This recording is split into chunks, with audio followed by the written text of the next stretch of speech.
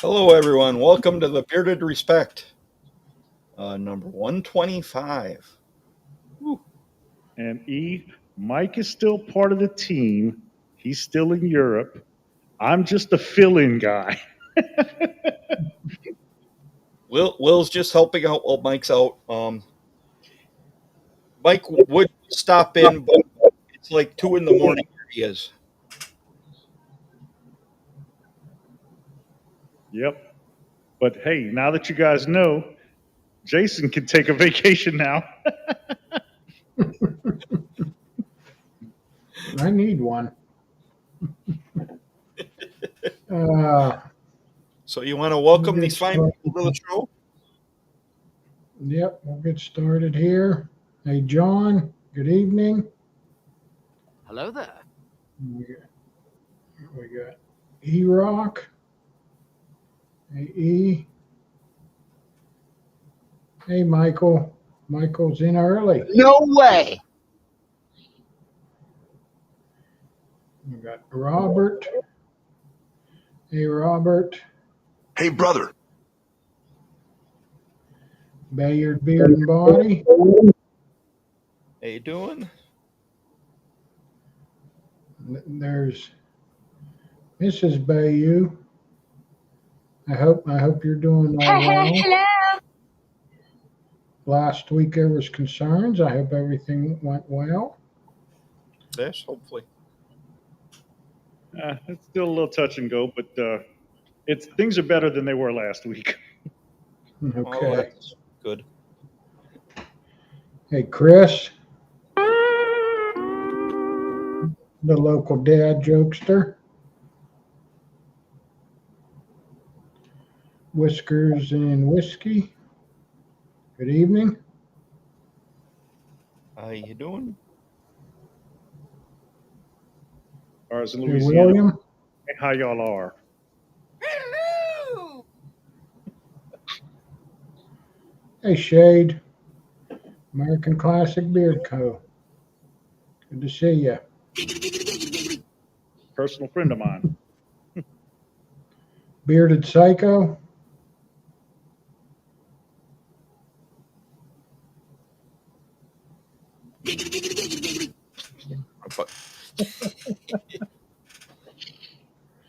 Self-Care Hangout. Hello. How you doing, Max? There's Kevin. Hey, Kevin. Hey, Kevin. Always a good time when he's here. No way. Hey, Dynamite. Hello there, children. TV. There they are. They said they'd be here. Frickin' frack. Hello, neighbor.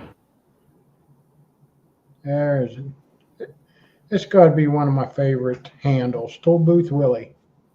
Hey, Willie. I see my share of toll booths in the last week, so No Amber. way. Hello. Jessica. Good to see you. Hello. It's from Mrs. There's Dow. Chris. Yep. Hey, Chris. How you doing, Chris? There's No John. way.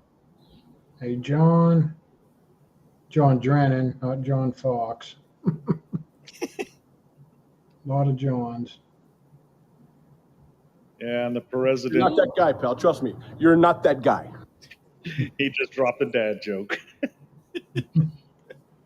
Yeah, I'm sure you caught it. He's still over in Europe on vacation. Yes. He didn't want to stay up till 2 in the morning. Probably because he wants to drink a pint before bed. Hey, Ray. 20 spray Ray.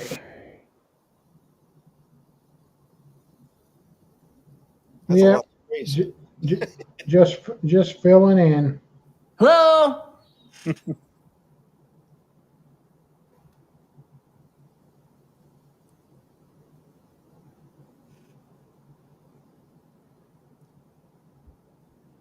I'm not I got, sure in the chat.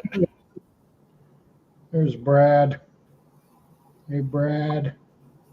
How you doing?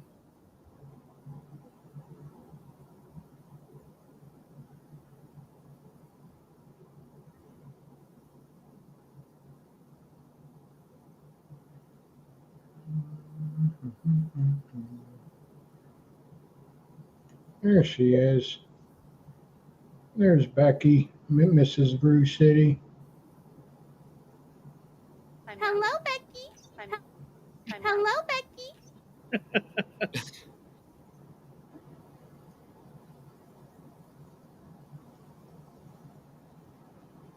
Just want to make sure I don't miss anybody. Sometimes with my memory, I forget if I said your name or not. So you might get it twice.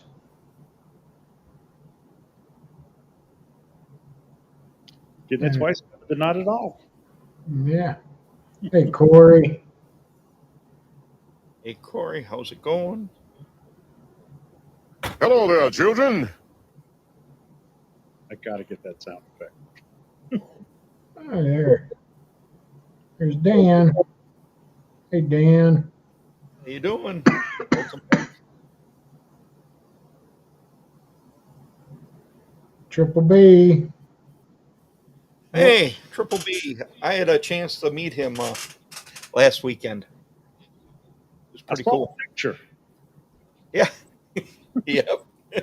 Is he a giant? Or are you just? Oh, yes, he's a giant. Yeah, you look normal size, and he looks like. Yep. Hey, Nicholas. Yeah, they were all Oh, different heights there. the cat got a bath. Oh, yeah, she's been talking about it all week. And I'm caught up. Oh yeah, we got Bayou Elf is in the chat too now.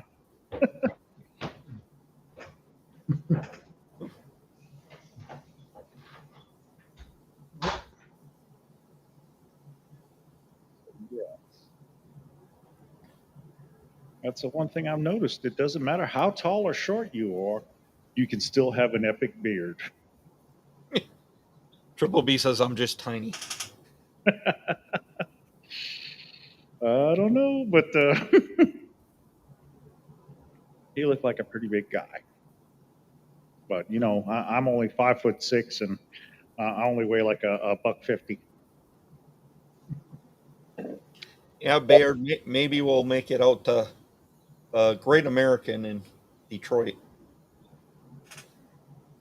Since I don't think any of us are going to make it to Nationals this year. The sounds of it. When and where is Nationals? Or is it not scheduled yet? Everett, Washington. Oh no. That's what I said. Nah. That's 1,987 miles from where I live. It's even further because I've been up to Tacoma and Seattle. Yeah. Out of Lafayette, hauling a load out of Lafayette. Yeah. No, it's a nice place to visit.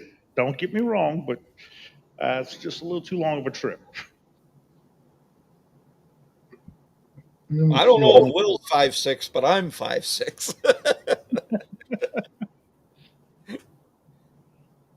And Triple B is 6'4", so.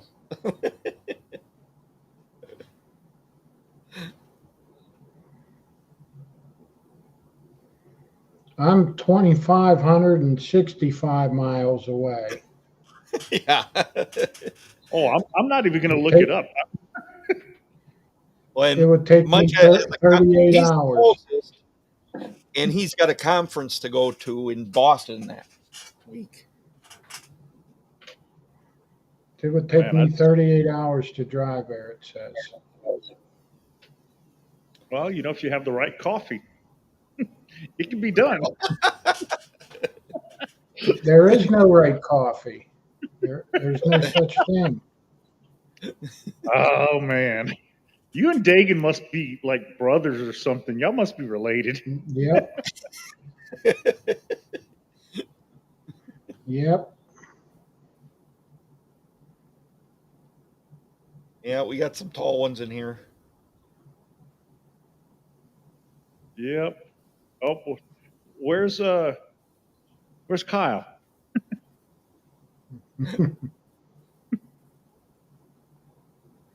Oh wow. Yeah, that is pretty short. What's his name? Oh, I can't think of his Zeb? name. He doesn't post much lately. Yeah, Zeb, Zeb, he's only 5'2". yeah. Fun size, but bearded death, 6'4" and 330, but his little brother is 6'7" and 400. Good googly moogly. How's that little? Dude, I'd hate to feed them. I couldn't afford it. Might be cheaper to buy than clothes. Okay. With that, we may as well bring on our guest before we get too far along here. Yeah, and he's above 5'4". I know that much. Maybe not much, but So, with that, here he is.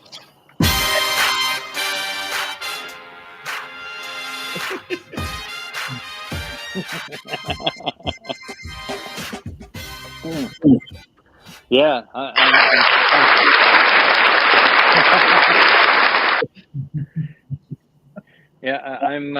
5'7" to be precise. like I said just a little while ago, it doesn't matter how tall or short you are, you can still have an epic beard. Yep. With genetics. I don't know if you get too short, you try to get a long epic beard, you're gonna be dragging it on the ground. But that makes it even more impressive. Just wrap it around your shoulder, or neck, in one good time. I was at a beard competition last weekend in Michigan called Sasquatch Uncut, and they had guys who had over 24-inch long beards. Wow. Makes you feel like yours is short. Just by the name Sasquatch, I'm thinking, I don't belong there. I'm too hairless to be there. Well, there were That's some the- pretty hairy guys there. They even have a full body hair category. Alrighty then. As long as it was all limited to men. Yes. Not that there's anything wrong with women, just I don't want to see it.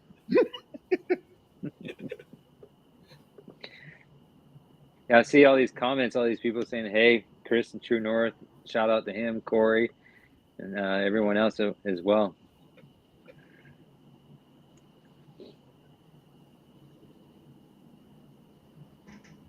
And the crickets start chirping. No, it's the cicadas. Yeah, people just put my website in the comments. I see that. Appreciate it. So Cool. So Yep. So, Jason, you ready for some questions? Yes, I am. You Hang on gonna here do a the second. little thing? Yeah.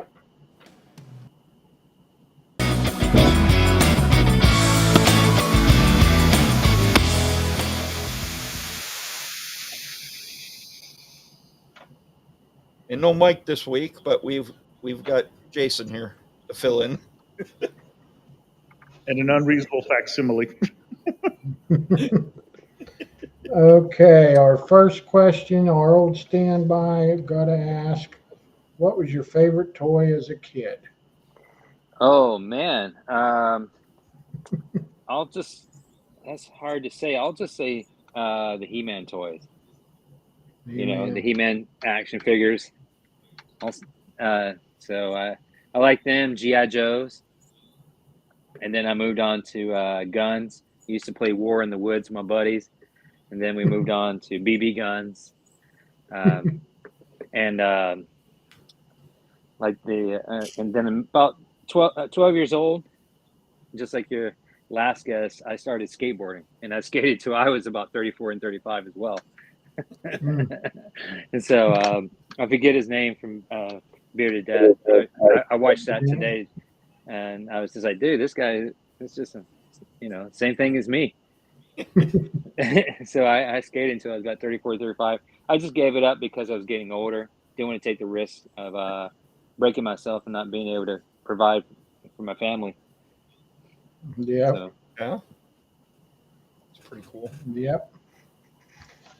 Okay, my next question is, how long have you been growing a beard? 2 years. 2 years? Yep. Okay. You didn't have a beard when you were younger and then like shave it off or? When I was around 28, 22, I had the Abe Lincoln, whatever it is, where it just goes around the jawline. I had that for a little bit and got rid of it. Man, I think I made a mistake of doing this outside. The moths is just like the cicadas I was telling you about. I'm having to dodge like bullets right now. So if it gets too bad, I'll go sit on the couch. You have to watch me move, but I hope they don't. Okay, we'll see how it goes. Maybe they'll move on. Dodging moths is still a lot better than dodging Mothman. Better than dodging cicadas, man. Down towards Forsyth and Macon, it was like literally like this. Driving down the interstate, it was just like hitting my windshield like crazy. So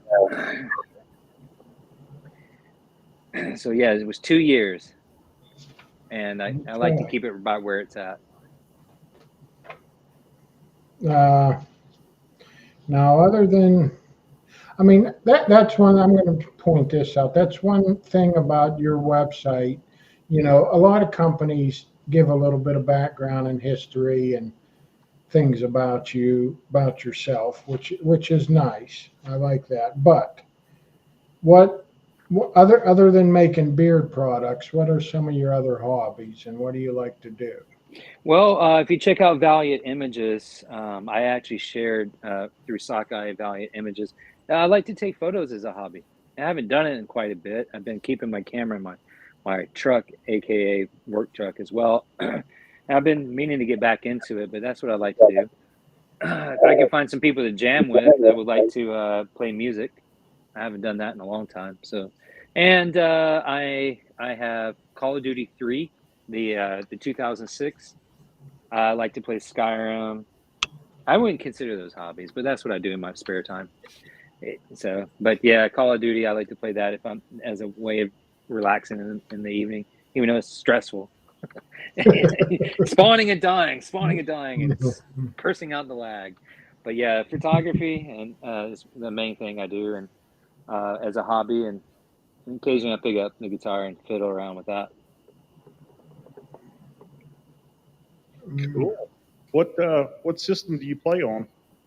I'm still on the Xbox 360, man. I'm a dinosaur. Hey, as long as it works. Yeah. Well, COD 3, the 2006 one, it's still working, and it's compatible with the newer consoles, and we've got people our age and older who play that game. So it's like a community, about 50 people who play almost every night. I was actually playing right before I came on and then started getting on with you guys. and Skyrim as well. Freaking Fraxis Skyrim. I play Skyrim as a way of winding down too, and Civilization. Yeah, I played that some. Yeah. The soundtrack for Civilization is pretty cool. I stream it on Spotify every now and then. And Skyrim. I'm going to make this one question for this time because the last question might be involved. But if you could do only one thing on your bucket list, you could only pick one, what would it be? If I could only pick one thing on my bucket list. Oh man. I'll just say I'd go to Hawaii. I haven't done that yet. Hmm. I would say I would just go visit Hawaii, all the islands. And if back permitting, I would like to get out and try some waves too. Probably have to boogie board because of my back, but it'd be nice to hit some smaller waves out there and see what it's like to surf. Surfing was the only thing I never got around to doing. I did skateboarding and snowboarding. I done skiing. I tried to surf, but to learn to surf on my own. But I did that during a storm down in Jacksonville, Florida. And when you don't know what you're doing, it's not safe. So I got out. And that's probably I not mean, a place to surf. since you did a lot of skateboarding, do you find that, it kind of might have come easier than just some random guy trying to do it, or was it? Surfing? Yeah. Yes and no. Yes and no, because you got to get on. You still got to get on the board and stand up. Yeah. So Yeah. once I'm on the board and get a feel for it, maybe I'll have a better idea of balancing. But my guess is you're not going to be any better than some guy who's never stood on a board at all. And that's just Yeah. me. I don't know. Someone else could probably chime in on that. The fact you got up on the board, Yeah, I'm we impressed. we went on vacation. We were in San Diego one year, and the two daughters, we let them do it. We went to a place and they took them out, showed them how to do it, and the older one, she got up and she went a little bit. She did pretty good, but yeah, the younger one, she had a hard time. She said, "Yeah, that's enough. I can't do it, so I'm done." But yeah, it was fun watching him. I wasn't going to try it. I'm too old. But okay, and my last question is, which is going to try kind of get into starting to talk about your company, is what made you start Sockeye beard company? I like making beard oils. I liked making the butters, and it was fun. I was like, why not make the hobby a side business, and maybe it'll become more than that, So that's what that's what made me do it. It's fun making your own. If you've never done it, I suggest trying it. If you're not into, if you're not into a hobby, that's not your thing. It's not your thing. But that's what made me do it. Did you ever guess Scott's try it. you take on? What's that? Did you ever guess that would be something you would take on? No, not at all. I don't know. It's just kind of it's one of those things I never thought I would actually take on a business of my own. I thought about it in the past, in passing. Oh, this sounds like a fun idea, but I never thought it'd be beard oils that I would actually try to take off on, or beer products. So I'm excited. It's something I actually can do with this bad neck and back. Just A friend of mine that. I'm sorry. Go ahead, Jason. I was just going to say now, just for the people in the chat, how long have you been a business? I started around August, September of last year. Yeah. I forget the precise day. That's about the time I So, started yeah, getting into the product. So I've been around for about a year, so I'm still startup phase, getting to know the ropes. The way I chose to do it is I didn't know what I was doing. So I just I like to say I baptized myself into something I didn't know I was doing, just jumped headlong into it and realizing along the way is like, whoa, yeah. So, okay. The cool thing is Corey built a good friendship with Corey from Weatherbeard, and he's been coaching me a lot here in the way, even stepping on my toes here and there. So it's been a great journey ever since I met him. He's great guy who's been around this business for quite a while. So he has a lot of great information. It's great that owners share that with other company owners. Yeah, that is an amazing gift. Yeah. What's one thing that kind of surprised you or shocked you, or what was a hard life lesson that you've learned so far by starting this business? Life lesson is don't jump into something without doing more research than I actually did.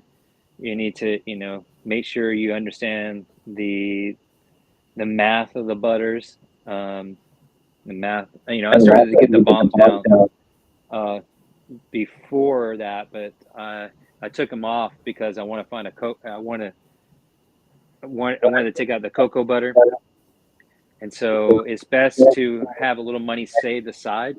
If you're going to be like me, where you don't want to get a credit card or a business loan and pay those interest rates and and all that, be paying on that. Be best to save money ahead of time. Have savings for the side. Get your butters and balms down first instead of trying to learn it along the way. That would be the thing I would say to anyone who asks me about starting their own business. Gotta live and learn. Yeah. Yeah.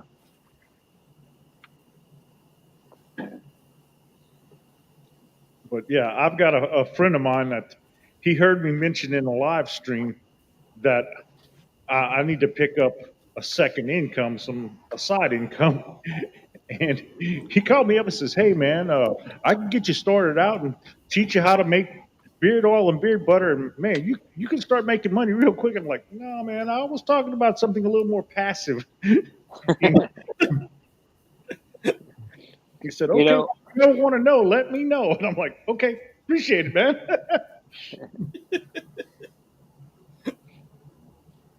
Yeah, that's something you should do, man. Find something passive to sell.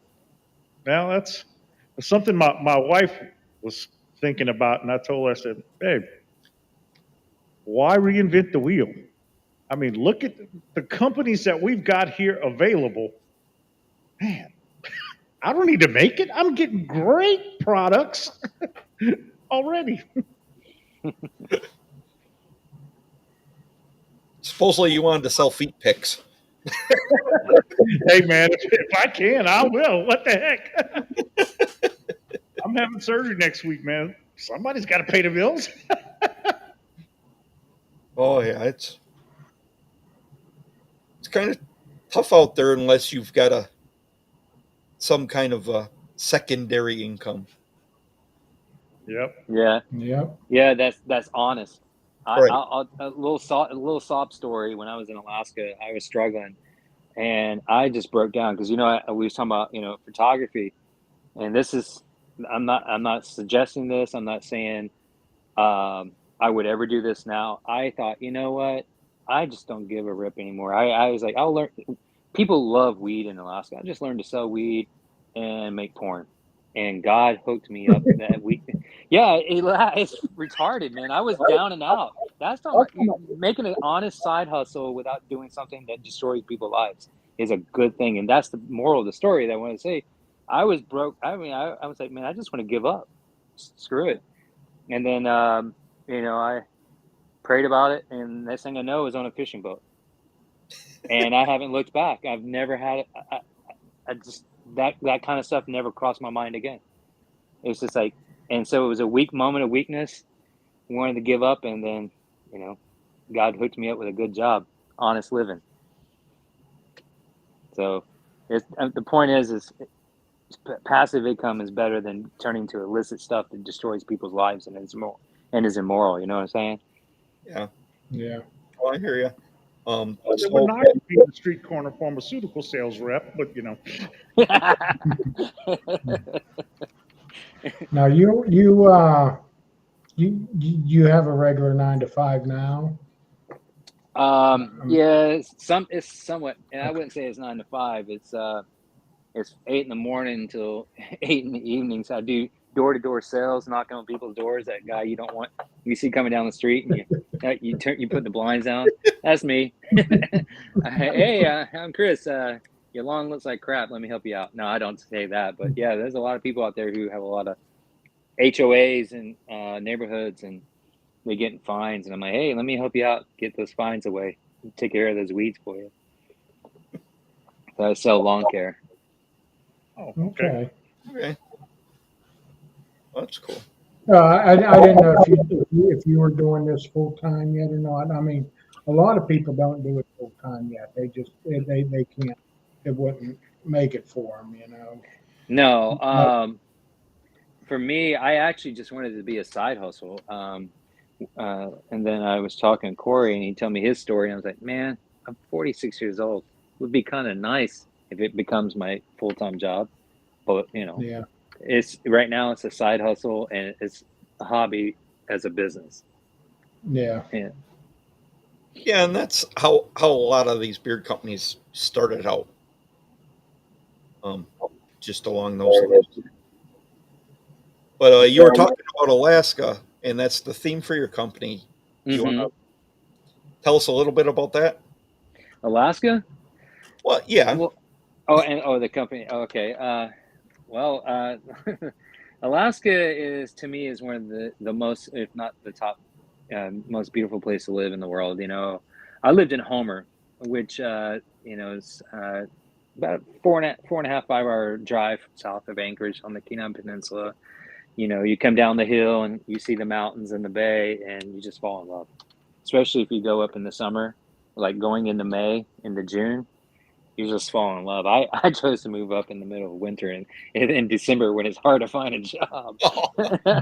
It's a fishing town, touristy town, and by December, if you're not locked into a job, you might be floating around for a little bit trying to find one. You know, so I had money saved. Talking about saving money, I saved money in a night and down here, distribution center. Saved all my money working nights. And I was able to spend a month before I started working at a coffee shop, and just fell in love with the place ever since. From that, moving forward, and that's why I chose the theme the Alaskan theme. Is like, well, I could do something with Georgia because I actually physically live here, and I'm just like, I don't even like Georgia. I'm here because my wife wants to be here. You know, I can't talk her into moving to Alaska. You know, or out northwest somewhere.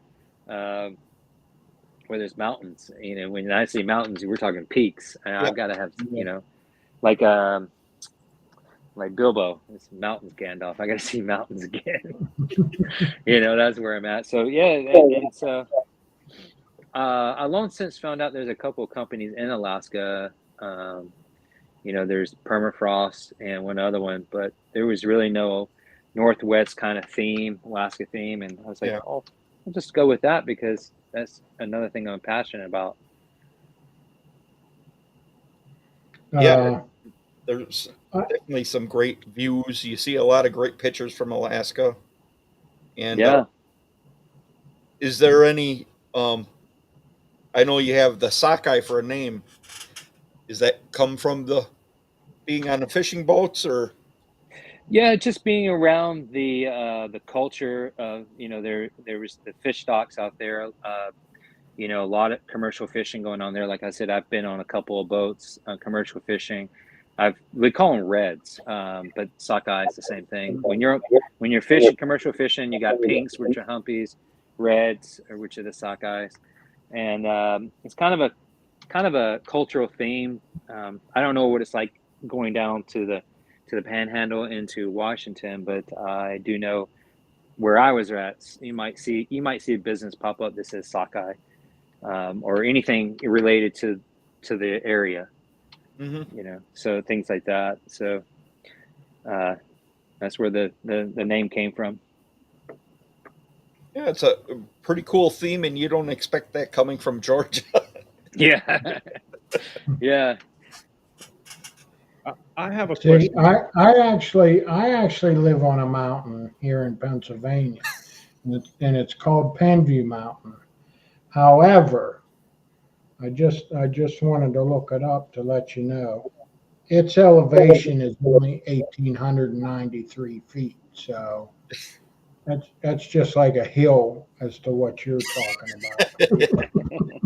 Yeah, we had 3 volcanoes up the Cook Inlet, and Augustine actually erupted while I was up there.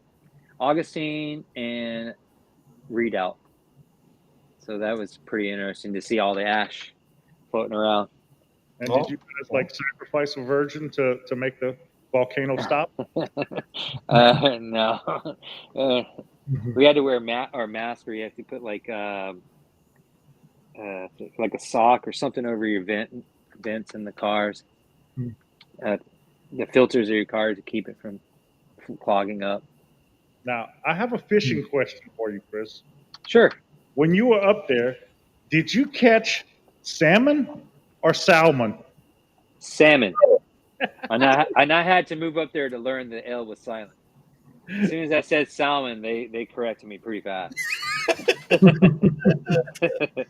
And I don't say Coke when I want a Mountain Dew. They say soda up there. Most people said sodas. Occasionally you hear pop, but it was soda. Yeah, last weekend we were over in Michigan and everybody was making fun of us because we called them soda instead of pop. We're not getting this started about weed eaters. Yeah. Well, down here in the South, it's Coke. Yep. It doesn't matter. It doesn't matter what it is. It's a Coke. You want a Coke? What kind? Orange? Since Will brought it up, I hate to touch on this subject, but since you're in the business that you are, what is it in Georgia? Is it a weed eater or a weed whacker? Here we go again. This has been like a discussion lately. It's right. I was raised to say weed eater. Now, I think I've heard a couple of people say weed whacker, but it's weed eater. Yes. Okay. I feel vindicated. I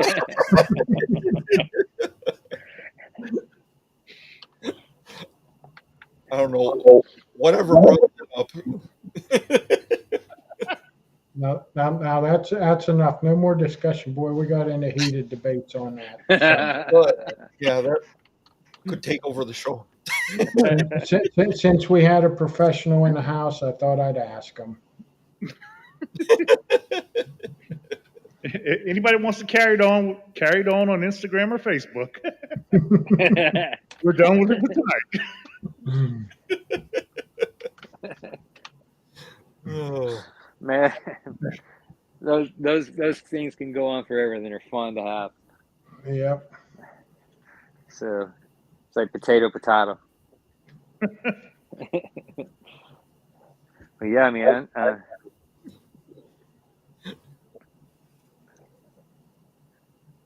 So what's you got any more questions about Sockeye or whatever? Oh, yeah. I had a question. I was thinking about it earlier today. Now, your deodorants, okay? Yeah. They're aluminum free and baking soda free. Now, I have a question. Can you build up a tolerance to deodorants? Just like drinking, when you first start drinking, you have 1 or 2 beers and you're hammered.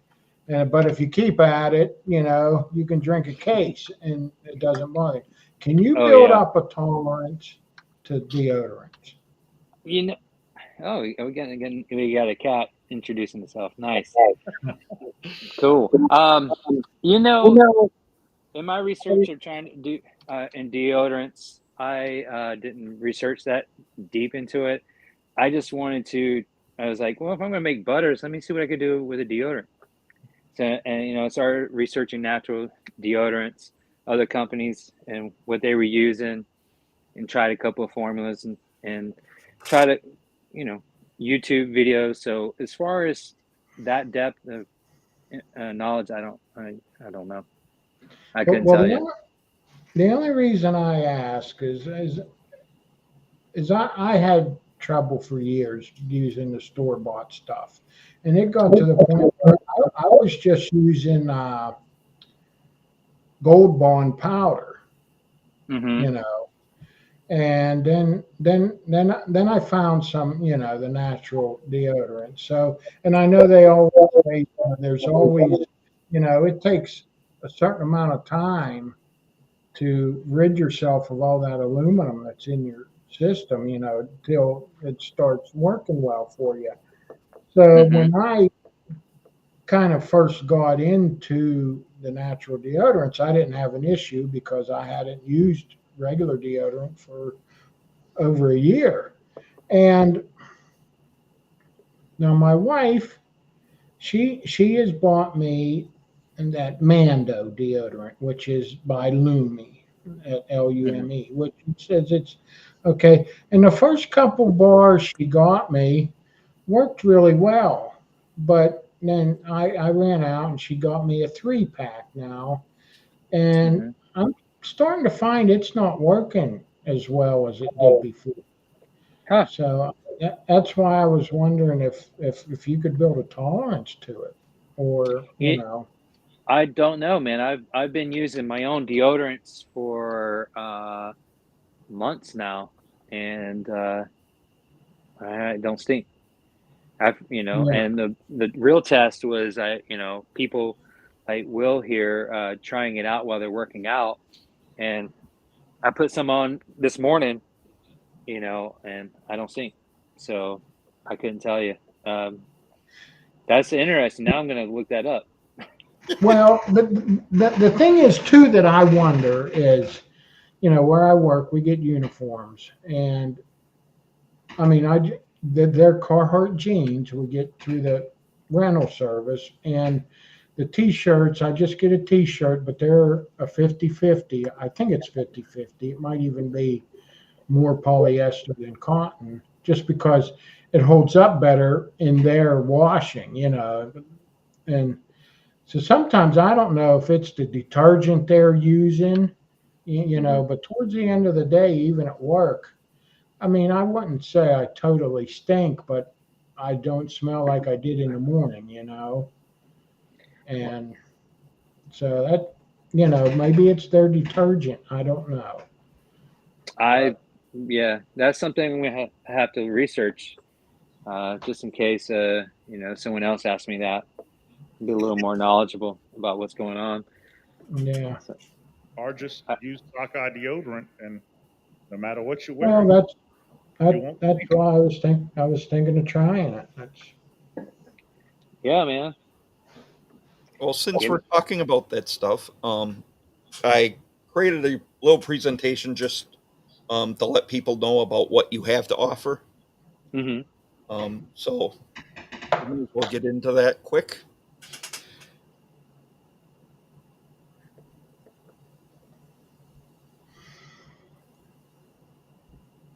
And now with our feature presentation. Sockeye Beard Company. This was on your site. I just threw it in here. Yeah, Is that Umik? Umik. Mean And I reached out to one of my buddies who lives in one of the villages up in the close to the North Slope. He's up in the what do they call it? Barren something. Once you get Barren Tundra or whatever. After Fairbanks, it becomes something. I forget what's all of a sudden I forget what it's called. I said, "What's the Eskimo name for beard?" And he says it's Umik, and it's actually with a Q in there. But he's like, "You best just put a K, so people will understand it better." And so Umik. A little fun story, it says over there in Eskimo, and I just Inupiat, just to give the more indigenous name there. His story is there's a bias between the Canadian Eskimo and the Alaskan Eskimo. And he says Inupiat just it means the real people, and the Upiats or Piats or whatever is just people. Oh, they're just people. We're the real people. And I just thought I'd die laughing. I was just like, y'all up there having tribal wars all these years. So I mean, real quick, are beards popular in Alaska? Do a lot of people have beards? Yes, they do. A Okay. lot of the construction guys, especially the commercial fishermen, they don't shave. Quite often, they'll grow a beard. If you watch Deadliest Catch, Mhm. I can't say for certain because but most often I see. I don't know what they. I have never watched the show. I lived up there, so I lived there and never watched the show. But I've seen those guys come off with beards after a few months. Um, there are certain places you're not going to be able to get one. Like if you have a job in a fast food restaurant or a restaurant, and even maybe that's changed. I'm just talking about from my experience from 2000 to 2011. A lot of the construction guys, it's usually your blue collar construction and commercial fishermen guys who have the beards Yeah. and the hippies. There's a lot of hippies up there too. The hipsters. Hipsters, yeah, they were there too. And I guess you can say I was one of them. I just didn't have a beard at the time. Well, we're glad you came around. Yeah, for real, right? Yep. Yep. Okay, and then we have your beard oil. Oh, I screwed that up. It's supposed to be a 1 ounce for $20. I was going to say, oh, he's got 2 ounce oils.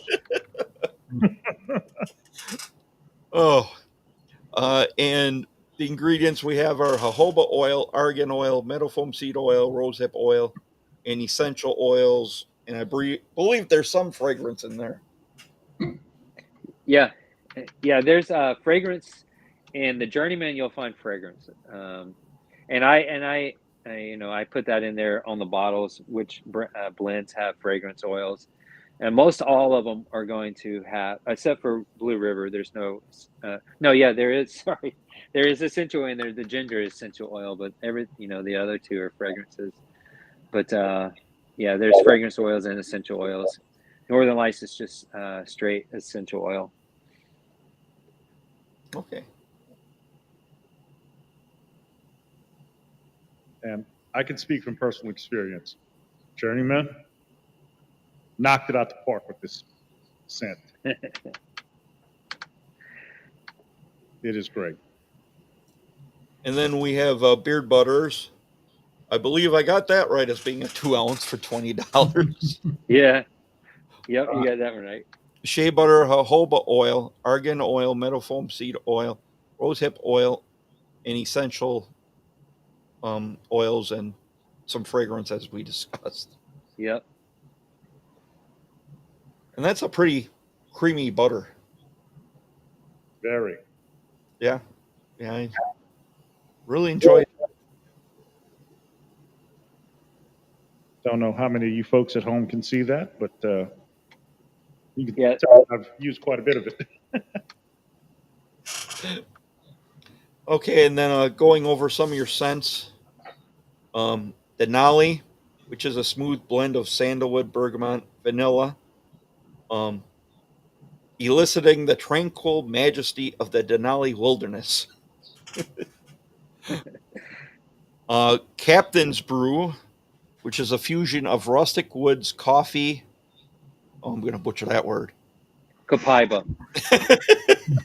Yeah, I butchered it for a while, and then I did I did a live stream with Chris with the beard, and we were trying to, and I couldn't say it. And if you go to my profile, I actually put up a little spoof where he and I couldn't figure it out, and I got on YouTube and found an audio that says Copaiba. So if you ever have any doubt, go look for that over on my Instagram page. It's there's little videos. It'll tell you how to say it. So, what is that? It is an essential oil, and that's all I can tell you about it. Other than it's a very sweet, very light scent. It's not like in your face. You have to like smell it a few times to really smell it. and so it just kind of gives a little nice undertone to the blend. So, and then a hint of black pepper, capturing the rugged nature of the autumn cabin after a summer fishing the open seas. Yeah. Cool. And then we have Northern Lights, which is a captivating blend of vetiver, black spruce, and sweet orange that brings out the enchanting awe of the aurora borealis. Journeyman, which Will was talking about, it's a sophisticated blend of smoked oud, sweet tobacco, and vanilla, exhibiting the heart of adventure and intrigue. And that one does sound like it'd be a good one too. Yeah. And then we have Winter Solstice, which I believe is only a deodorant. For now. Which is woods, citrus, and peppermint. The profile of black spruce, bergamot, cypress, peppermint, patchouli wakes you up with a relaxed feel, resembling a sunny morning in the middle of a snow-packed winter.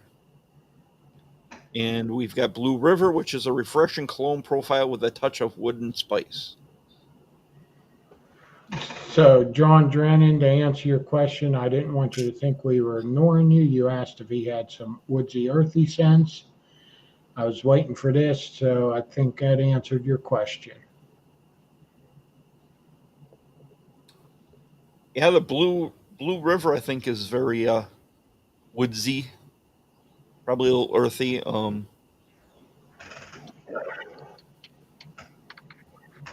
And that Denali probably would be a very woodsy one for you. I have the Denali in the deodorant, and it's a very, very pleasant scent. Yeah, I think Captain's Brew it's got a pretty wood rustic smell to it as well. With the coffee in it is not the top note and the main note in there. It's kind of you got the fragrance, that rustic fragrance, and the essential oils of coffee, black pepper, and everything else brings in everything underneath it. Cool. I know a lot of coffee scents, it almost gets overpowering, but if it's a back note, that probably works out better.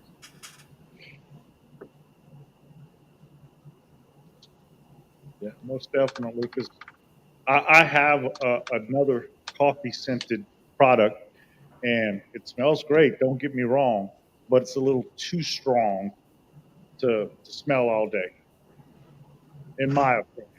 Yeah. Yeah. I worked at a coffee shop, so it doesn't bother me.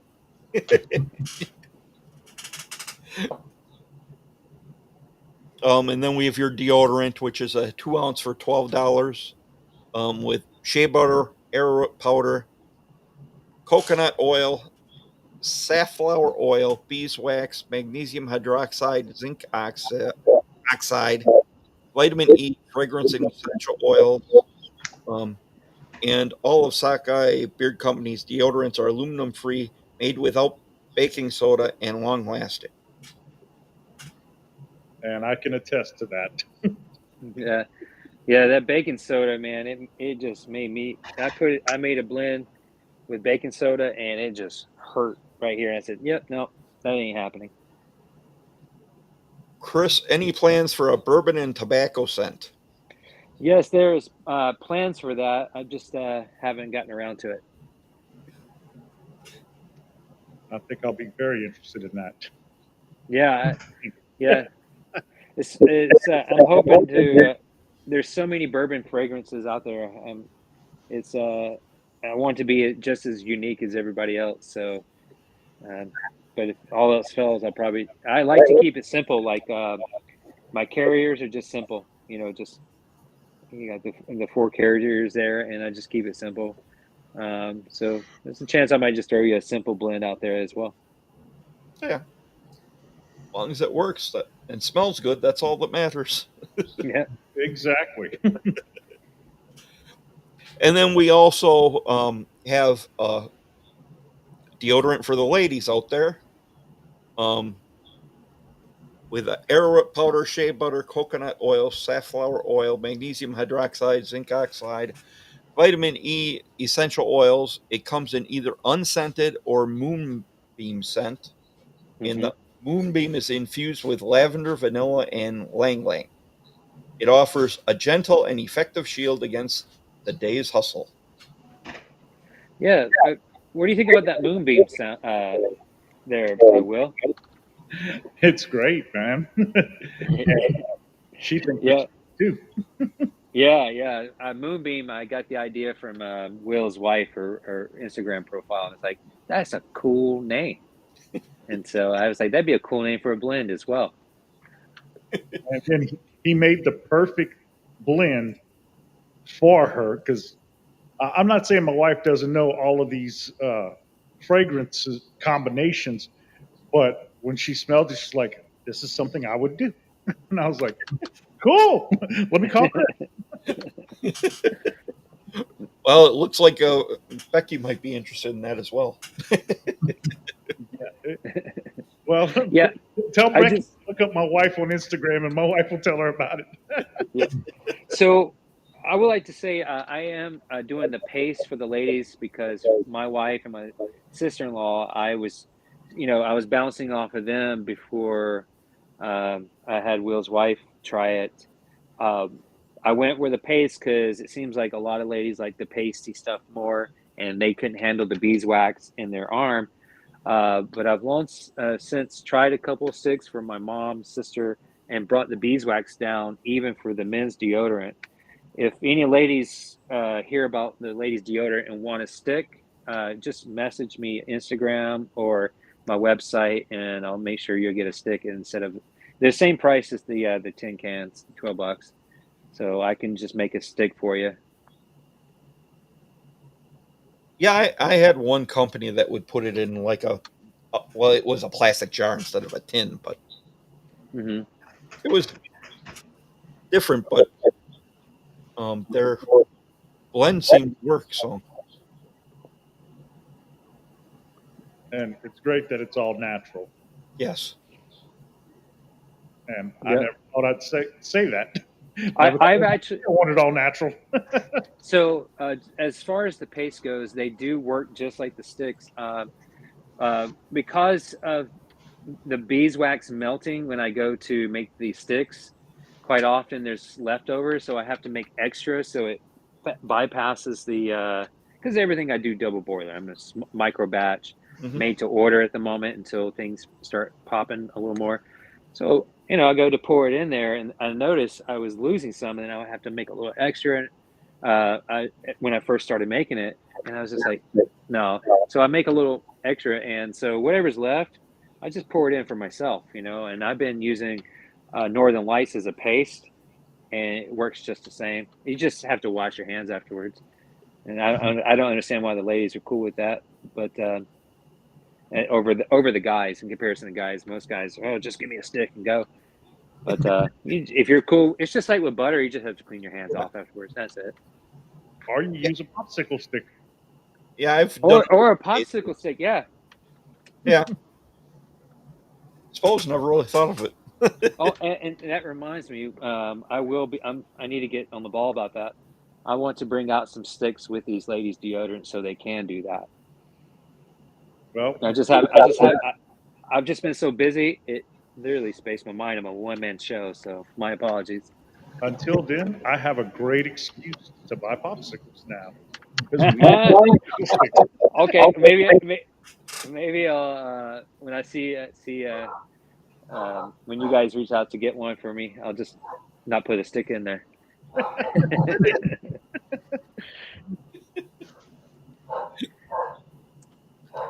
Whatever works. Cool. Does Sockeye have any other products that are on the horizon, like a wash or something down the road? Not just yet. Not just yet. I've got merch, but I'm using TeePublic. Like I said, everything is out of pocket, and I didn't save money to start this. I just baptized myself jumped into it. So you'll have to go use the link in my on my website, it'll take you over to TeePublic. You can just buy stickers, T-shirts there, varieties. As far as washes, no, right now I just want to get the basics down, and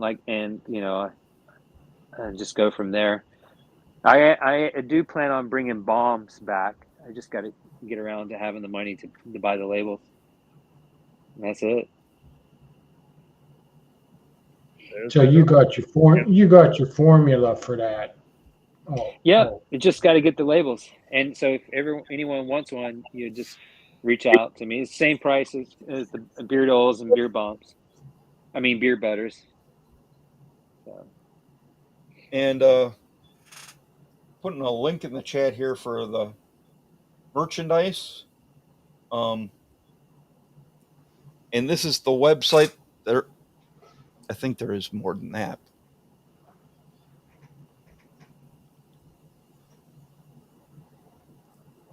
It looks like there's all kinds of stuff. Yeah, there should be stickers on there. I think magnets. You got T-shirts. You got the hoodie there. Yeah. All right. Where'd it go? Is that hoodie and the blowfish? Hoodie and No. the fish. Hoodie and the Sockeye. Yeah, you have to scroll down and it'll show you the different things, or you click on that. Once you click on that, like it's T-shirts. Yeah, and if you scroll down to the bottom, yeah, I think you can do it from right there on the side as well. Yeah, I think that's it. Yeah, there's hoodie.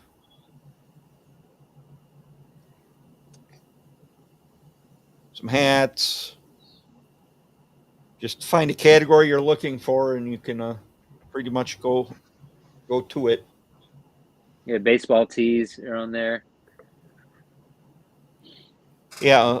How does that work for you? That site works pretty well, or? Yeah, it works well, and it's connected. It's all interconnected to the same account. So that's how it works for me. Well, Amber says she's putting stuff in her cart. Nice. I won't. Kevin says it looks like he'll be trying a new deodorant. Nice.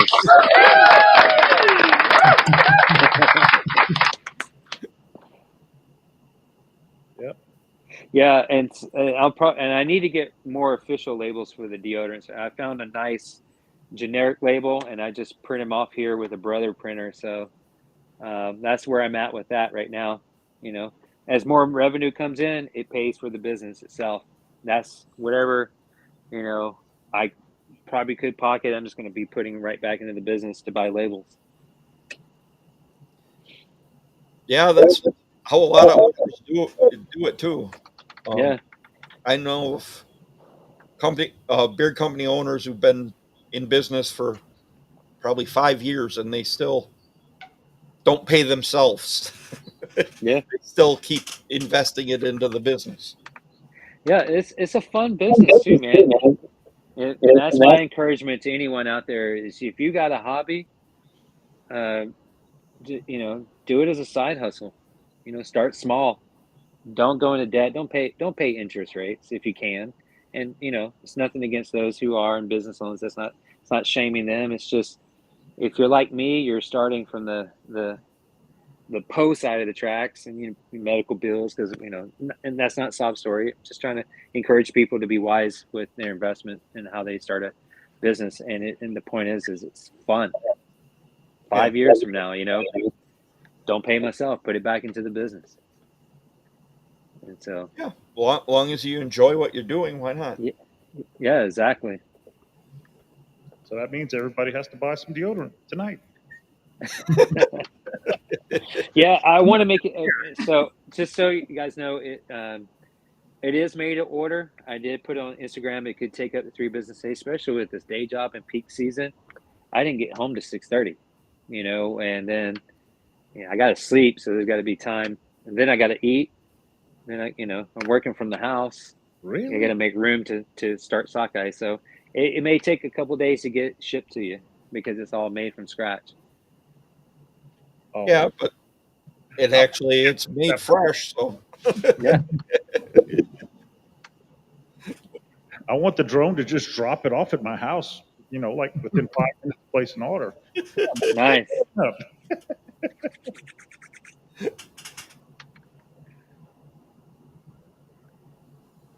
Skin Whisker said he's looking forward to trying Journeyman. And he'd love to see a bourbon and tobacco scent. Best of luck. Well, that's already on the radar. We have the same taste and fragrances. So hopefully something will come out of that soon. It's just got to find the right bourbon. Hey, to the guy who said that, would you like to see a bourbon in your armpit? What do you guys think? A bourbon tobacco in the armpit? Because think about it. I mean, there are fragrances you're going to want in your beard that you're not going to want to smell here, right? Yeah. Yeah. So I know Journeyman. I made Journeyman a deodorant, and I got a buddy out in Alaska who I met in Alaska. He lives in Hawaii now, and he likes it. He likes that tobacco smoked oud fragrant smell in his armpit. Yeah, I think a lot of guys do that. I think you've got bourbon soaps. So I wouldn't think it'd be much different. There's certain guys that are going to gravitate to all kinds of different scents. Mhm.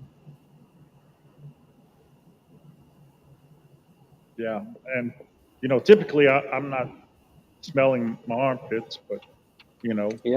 I'm 6 feet tall. My wife is 5'4", I think now, or 5'5", and yeah, well, anytime I put my arms around her, she's gonna smell my armpits, so it's got to be a scent that she likes. Yeah, I know, right? But she likes the Denali, and then of course she really likes the Moonbeam. But He says it'd be okay with that. Yeah. Yeah. I think was that Dr. Squatch or whatever? I think they have a bourbon deodorant. they do, and I'm not going to talk bad about any company, but Well, Yeah,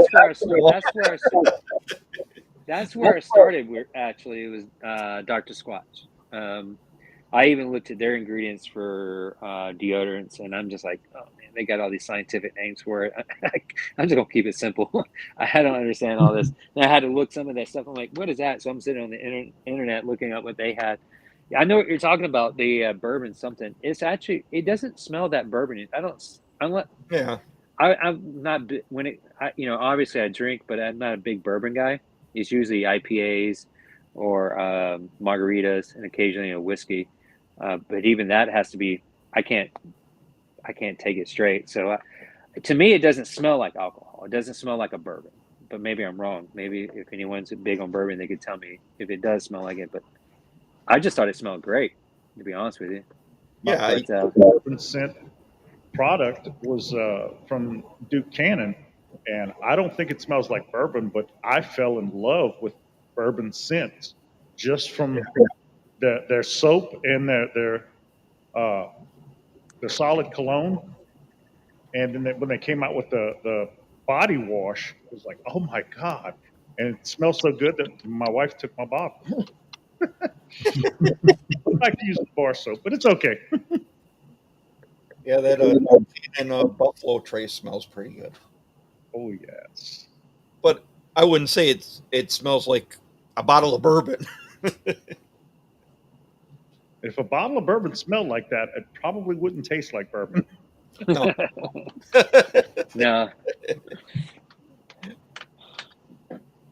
Now you're making me wish I was around a fire with a nice cigar and a bourbon or a whiskey. I wish we was all doing this live stream around the fire. If we ever do this, if we ever do a live stream in the wintertime with somebody, I'm gonna have to do that. So you only get to see my face when the flames are high. You'll see the light of my cigar, the little cherry of the cigar. That sounds good. I think we're going to do that. Yeah. Hey. Hey, so long as we can We're keep going to us. do that. Just got to I'm wait. down. Cold again. Yep, I'm down for it. Heck, if we, we could all get together and hang out in one spot. We just put a camera right in front of us, or however it sets up, and everybody can see us doing interviews or a live stream around the fire. Oh yeah. Yeah, we were talking about having one tomorrow night. Oh, yeah. He lives up north. Yeah. Well, it's supposed to be cool tomorrow, and then it's supposed to get in the 90s. Oh, it's been in the 90s down here. Yeah. Yeah. I can imagine Louisiana. Those Cajuns. We've got a cold front coming through. I think we're going to have an overnight low tomorrow night of 72. Wow. Might have to break out a jacket.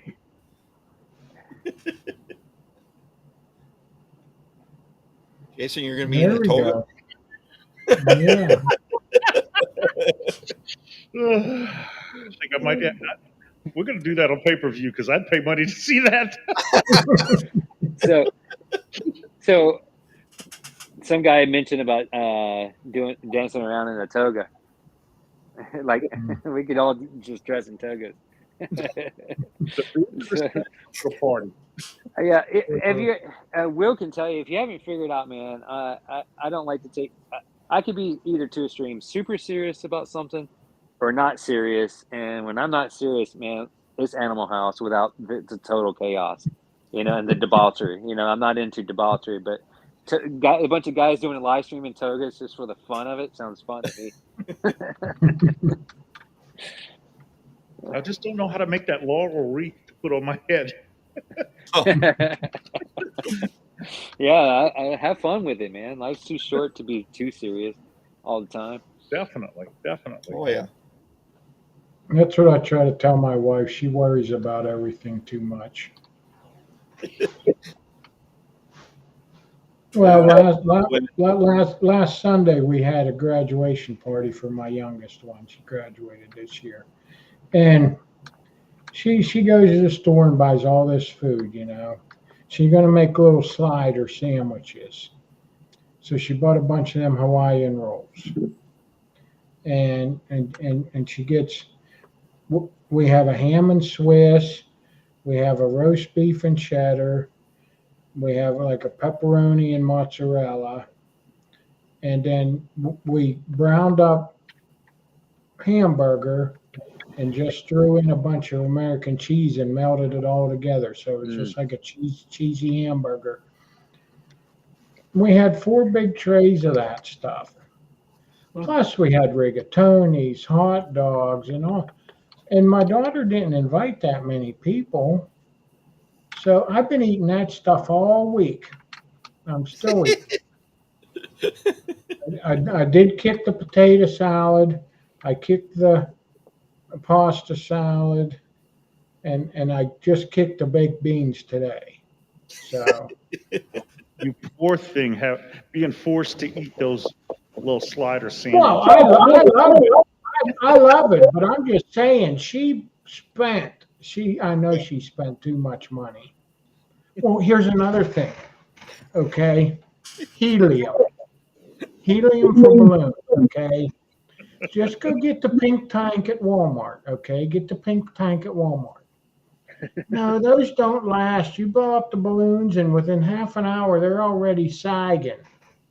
So we had to go to our local welding supply shop and get a bottle of helium. Do you know how much helium is nowadays? That was $118. $118 plus $100 deposit on the tank.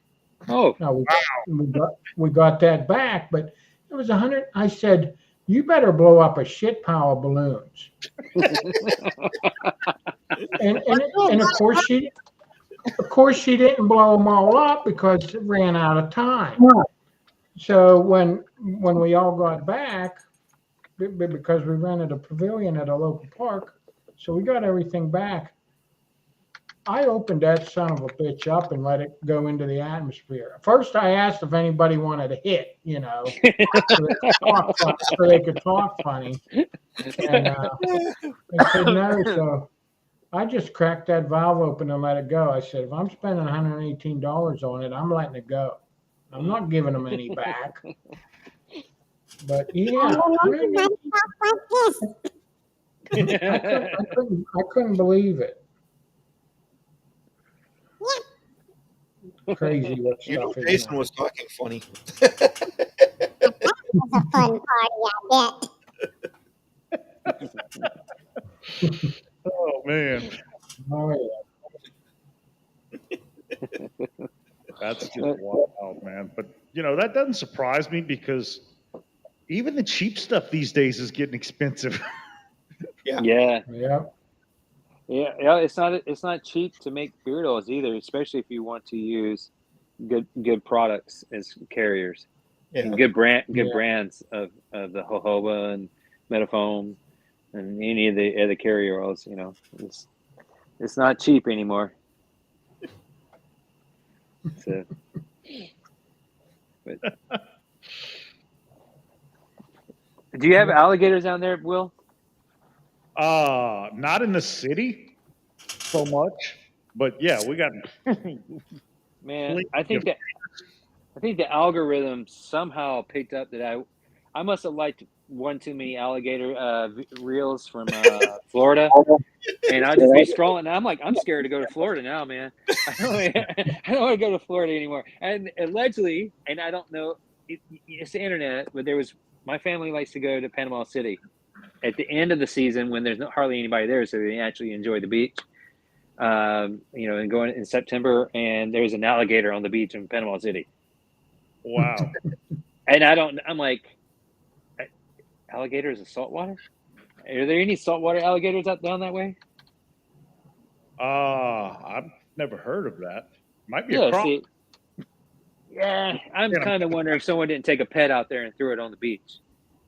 That's possible too. Yeah, and just made a reel out of it. Hey, there was an alligator on the beach down here. Just be careful going down to Miami, because Miami is, yeah, I am the alligator.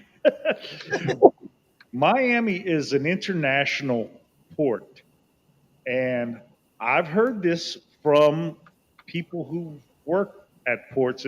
Actually, they worked at the port of Jacksonville, but they've worked down there in Miami, and they said, you hear about all these crazy species of animals that are wild in South Florida?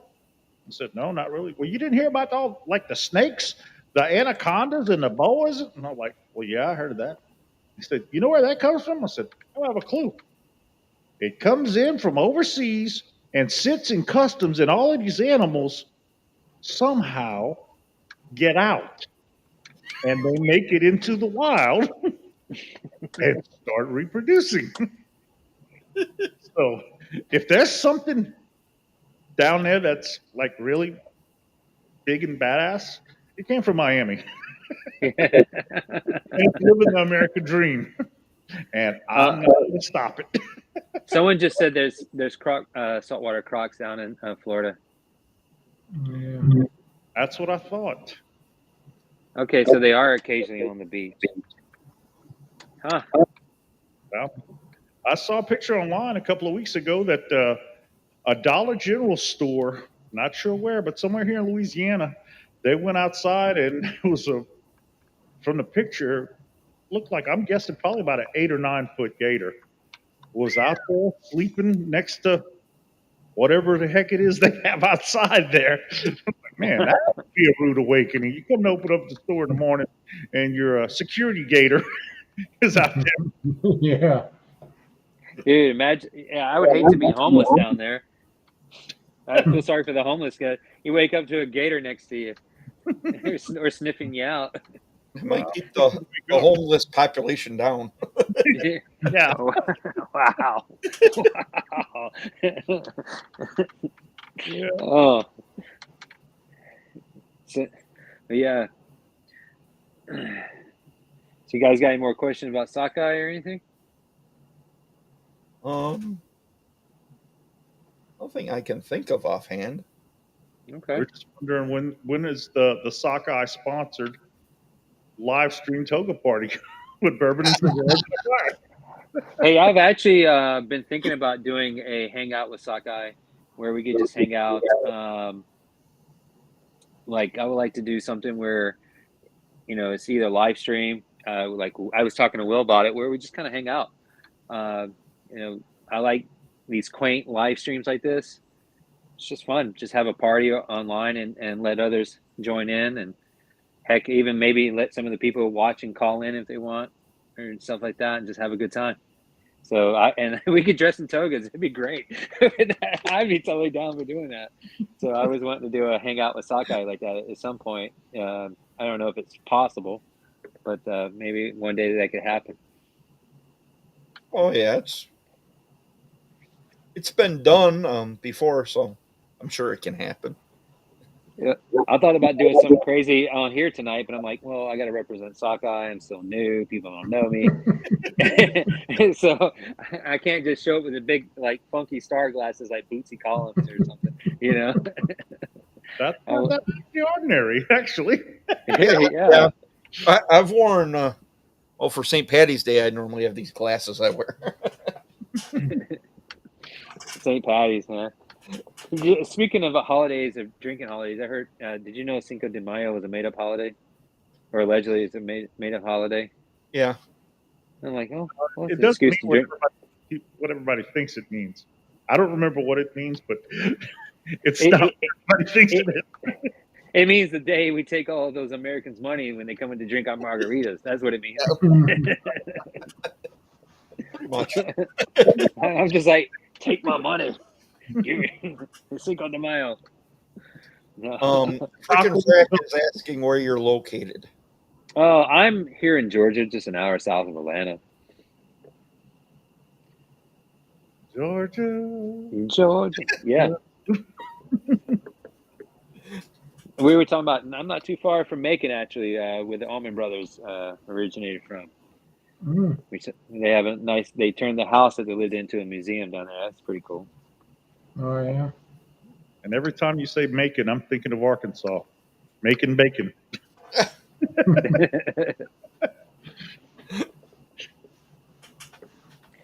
So, but yeah, that's where I'm from. Grew up down here and moved to Alaska at the end of 2000 and spent 11 years up spent 11 years up there, and my heart's still up there. So, You ever get to go hang out in an igloo? no, igloos are way up there on the North Slope area where it stays cold, and even then it might get too warm after a while for that, depending on where you're at. I've seen pictures and videos of the village where my buddy's from, and it's called Anatuvik Pass, and they have trees. He's got videos of them in the summertime going through going through the wilderness there. Well, not too much of a wilderness, tundra or whatever it is, but they do have some trees up there. Now, was there very much wilderness where you were? Homer, it was wilderness. It was a very small, quaint town. You got a lot of yeah, it was wilderness. I'll just say that to keep it simple. I don't know how to explain it. It was a small town, like you would like just right outside the city where you're from, but where it's just country enough to be in country, but the culture is still somewhat, like there's a shop there. You go to buy your jeans, and you're spending $70 for a pair of jeans, right? For the women, there's a fancy place there where they. So That's so what that I was makes just sense. going to ask. I was just going to ask, what's the cost of living like up there?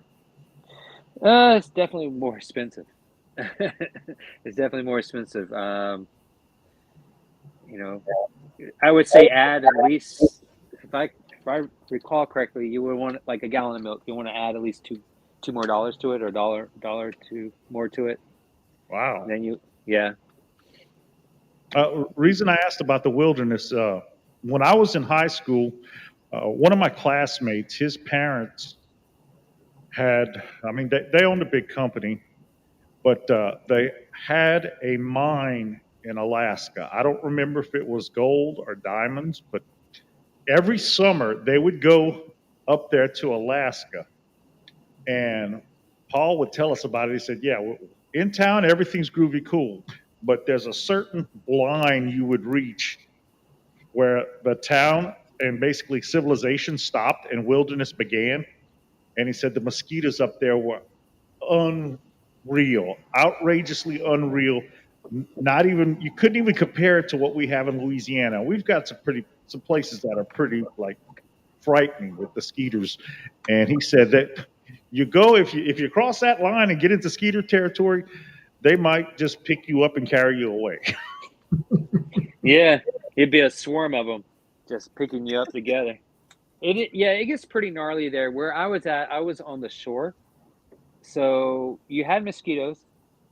Then you can get a good day breeze during the daytime, or if there's a good wind in the evening, it could push them away. But the further you get away from the shore to the hillside, Homer is actually up against a hill, and it goes up the hill obviously, and further up the base. That's where you're going to get your mosquitoes. And yes, there's a lot of them, more so than down here. And I'm still swatting moths. They're almost as bad as the moths right now with all this light.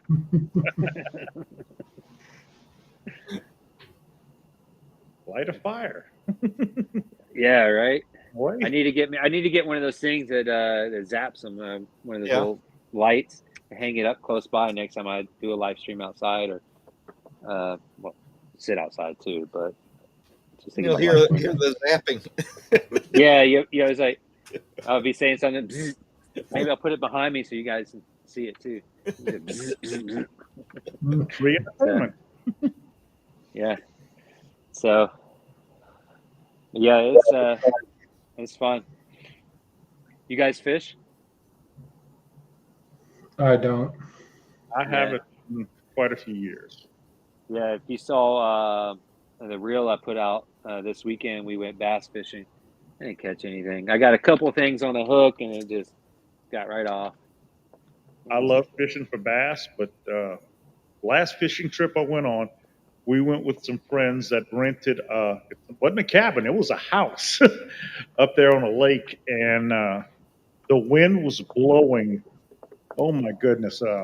The first day we were out there, it was like 20-mile-per-hour winds blowing. Needless to say, wasn't a thing biting. Not even coming close to biting. And it was a great trip, don't get me wrong, but we didn't catch anything. But it stayed windy the whole time we were there. And when it wasn't windy, it was so hot, you could watch the asphalt start bubbling. Wow. Wow. Hey, the struggle is real over here in the summer times, man.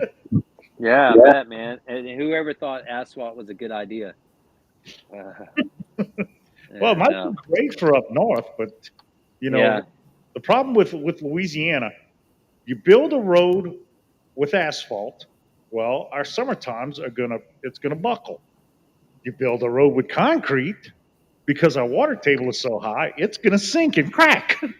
So you're for losing, unless you build a bridge. Yeah, if we had bridges all across the state, we'd be all right. We could have a roadway. So I see that question there. If I fly fished, no, I haven't. I've never fly fished. I would like to give it a shot though. When I lived in Alaska, I was like a skater city boy, and I just moved straight to the wilderness. Where I grew up, over in Griffin, it was cityfied, the extension of Atlanta.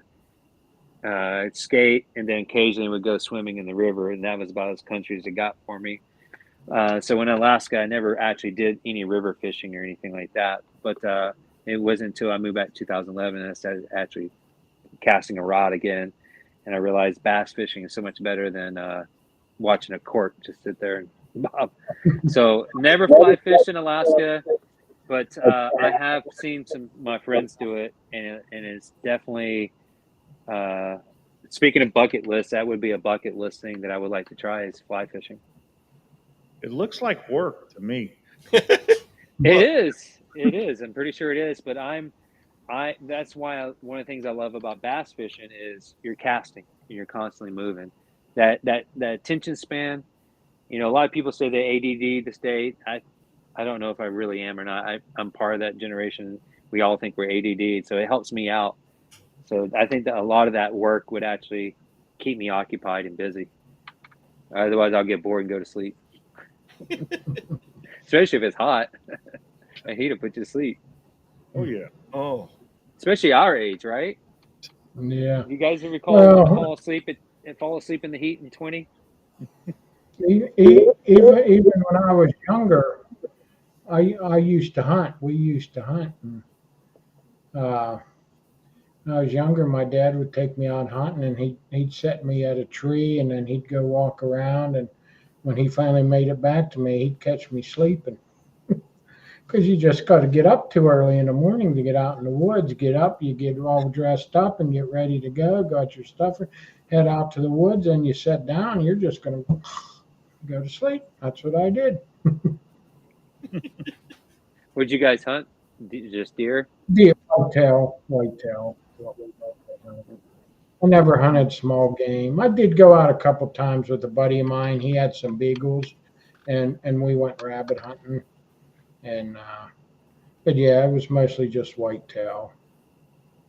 That was all I hunted. Deer hunting. And you say you're in? Where'd you say you're at? Pennsylvania? Pennsylvania. Yeah. Yeah. So that's all they got up there. They don't have anything else like moose. Well, there's some elk and moose, but they're usually on preserves. Oh yeah. I just wasn't sure if the moose population or how far south it comes. I know it comes down into like Montana and North Dakota. I just wasn't sure if it could actually reach that far low. Never thought to ask that until now, actually. there's a bunch in we do. Wyoming. Go ahead. Yep. Yeah. Are they as big? I wonder if the moose gets smaller too.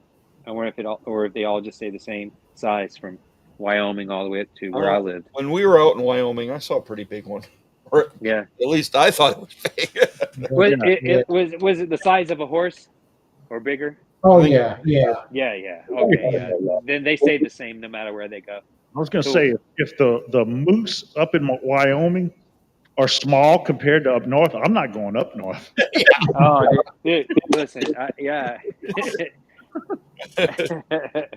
Yeah. What's really interesting is when you pull out of a parking lot, and literally, as soon as you pull out, a bear crosses the road.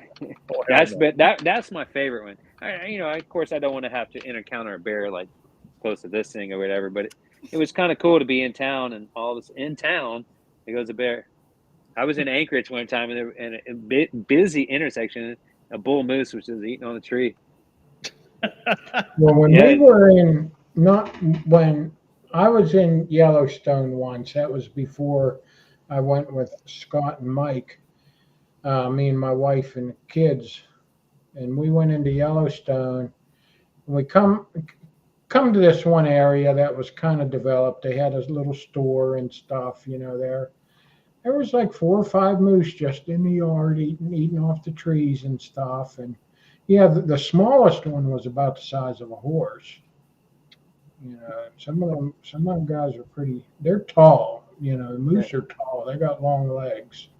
Yeah, I just recently posted one from my Valiant Image page. If you saw, it still might be in my story. I don't know if it's been 24 hours yet, or you just got a Valiant Image. I took one, and that bull moose. The story behind that, there was a mom and a calf. We're just grazing on this hiking trail when I was up there in 2022, visiting my sons, my twin sons, and I had them hang out with me to help me deal with it, and just hold my equipment while I'm doing the camera, and it can be kind of dangerous. So that's me. I love the thrill, right? I'm like, it's kind of dangerous, but it's safe enough. And I know, if I duck into this tree, it's going to run past me. I'm going to be fine. and all of a sudden they moved. And I was like, oh crap. I mean, cause they were like checking, the mom was getting in between me and the calf. They moved and ran off, and it kind of freaked us out a little bit. And here comes this bull out of the woods looking for him and grazing at the same time, just following behind our trail. And I was just like, yeah, boom. And I was able to capture that. And in fact, if you're able to zoom in, you'll see these little spots there, Will. That's a mosquito. There's a bunch of mosquitoes and flies flying around it. Yeah, kill an animal? Nah, I'm more of a people person. Yeah. No, man, I'd rather be in the woods and take the risk of being mauled by a bear than be around a city. As I gotten older, there's something. My soul. It's like there's a book called Wild at Heart. You guys ever heard of it? Sounds vague. Yeah, Wild at Heart talks about what makes you come alive. That's a good question you can ask some of your hosts sometimes, or yourselves, just in questions to encourage other men. What makes you come alive? And that's one of the things that makes me come alive is being with people. I do love people, but I don't like being in congesting with people the older I get. I don't even like busy restaurants anymore. If it gets too busy, I get overwhelmed, I get anxious, and I just love being in the woods. And crime is getting so crazy these days. I'd rather take the risk of being mauled by a bear than live near this big city. Yeah. So that's one. Don't want to deal with the crime. 2, it makes me come alive to be in the wilderness. Yeah, there's back home in the little small town that I'm from, over at the boat launch, there's a public boat launch, and there's also a fish cleaning station. And they have a big sign out there that, actually there's 2 signs. One says, be careful, watch out for black bears. And fish cleaning station, okay, I get that. Then there's another sign that says, it is against the law in Louisiana to kill a black bear. Okay, so Bear? I write me up, find me, scrape me in jail. Oh yeah. If it's between me and the bear. If it's between me and the bear, self-defense. I'm claiming self-defense. Yeah, unless you got pictures of it, partner, that bear's going to be eaten before any officials know about it.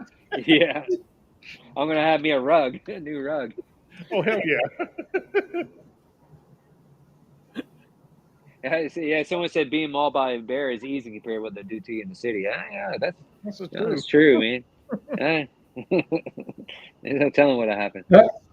That's what I tell my wife all the time. She likes traveling. She wants to go on vacation. And one year she asked me, she goes, well, what do you want to do? Where do you want to go? And since I'm on the eastern coast, I says I want to rent a cabin in Maine and just go there. And she goes, well, what are we going to do? I said, we're going to sit on the porch and drink beer and relax and watch nature, But when she goes someplace, she's got to go here, go there, go check this out. Go. You go. And I'm the same way. Too many people. I just want to be left alone. That's not vacation. Getting in a car and driving to this place to check it out and leaving there and checking this out. Yeah, there's a lot of things in the world I'd like to see, but vacation to me is going somewhere and relaxing. Mm-hmm. That's vacation. That one year we went out. And one year we flew out to Portland, Oregon, and there's in McMinnville, Oregon, there is I think it's Evergreen Aviation Museum, and that's where the spruce goose is, from Howard Hughes' Spruce Goose. So I wanted to go there. So me and the one daughter went there because she was in Civil Air Patrol. So we went there, and my wife and the other daughter, they drove up to Astoria where the Goonies was filmed. So they went and checked that beach out, but then we left there and we drove south into California to check out some of the redwood trees. Then we drove to, I guess, Yellowstone. Yeah, Yellowstone would have been first. And we went to Yellowstone, spent time there. Then we drove to South Dakota and checked out Mount Rushmore and the other one they're doing, the Indian. I always forget its name. Oh, I was But- thinking of Burgess. No. There's another big mountain engraving they're doing that'll probably never get done. Is it? I can't remember the famous Indian's name, but anyway, and we went there, and then I think that's about all we went. But then we drove down into Colorado and flew home from Colorado. So that was a lot of freaking driving from Oregon, California, Yellowstone, South Dakota, Colorado. To me, that wasn't vacation. That was spending a lot of time in the car, in a rental car to boot, Mm-hmm. Well, you saw, I'm assuming you saw, if you drove down from Oregon into California, you were going down Interstate 5. And when I was a truck driver, I went all the way up to Tacoma and the other big place. I can't think of the name of it now. Seattle, yeah. And I ran I-5 all the way down. I went to San Luis Obispo. But coming down I-5, it was nighttime. And I look to my left, and I see these little tiny lights, like way down there. And I'm like, what the heck is that? And then I realized that was the northbound lanes because the interstate is built on the side of a mountain. And I promise you that they were at least 500, somewhere between 500 and 1,000 feet lower than the southbound lanes were. The northbound lanes were down there. And I was like, who thinks of this? I mean, this is a feat of technology because obviously that freeway's been there for a while. And it's like, man, somebody was way ahead of their own time to be able to plan this, to build it on the side of a freaking mountain. Mm-hmm. Yeah, I bet it looks cool during the daytime. Oh, yeah. I bet speaking of photography, I wonder if it's a good photography. Will, if we can remember, what's the name of that street, the highway? Oh, Interstate 5. Interstate 5. I want to see if there's like light trails, like photography where they do the light trails on there. That'd be kind of cool to see. Mm-hmm. So I see they got a question here. Got a favorite IPA? A favorite IPA? All right, so all IPAs for the most part taste the same unless they put blood orange in it, and I don't like blood orange in my beers. So maybe he can help me out. Most IPAs taste the same. I like it when it has a little grapefruit flavor to it. I don't know if that's the hops or where that's coming from. When it comes to IPAs, I like it a little hoppy or grapefruity. But blood orange, no. So black IPA, never heard of it. Was that got coffee in it? Is that like a mix between stout IPA? Interesting.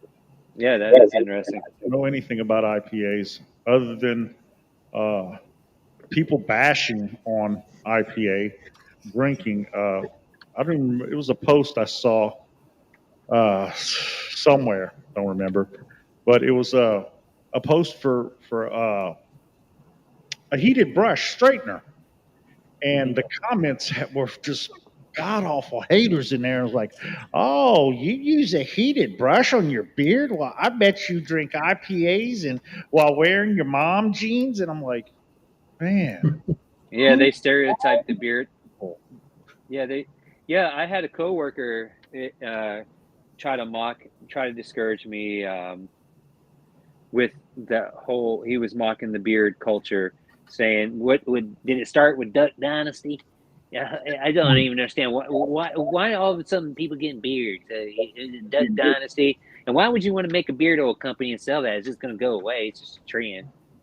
I was just like, wow. Is there Yeah. anything else you want to tell me that's discouraging? It's only $1 billion industry. Yeah. Yeah, it's a $1 billion industry. Jesus had a beard. Men since the fall, maybe even before that, has had a beard. It's not a trend. It's Yeah. In fact, Dan just right when I said something in a moment of discouragement, Dan Command puts out a video correcting that. He's like, it's the other way around. This baby face, clean cut. I call it. No offense to people who are the boomer age. I'm not condemning people, but boomer culture seems like it's a clean cut culture, and so I just call it the boomer look. I don't know. It's just, and I am being condemning, condescending, because I just don't know what else to label it. Yeah. And so Dan actually put it into proper perspective for.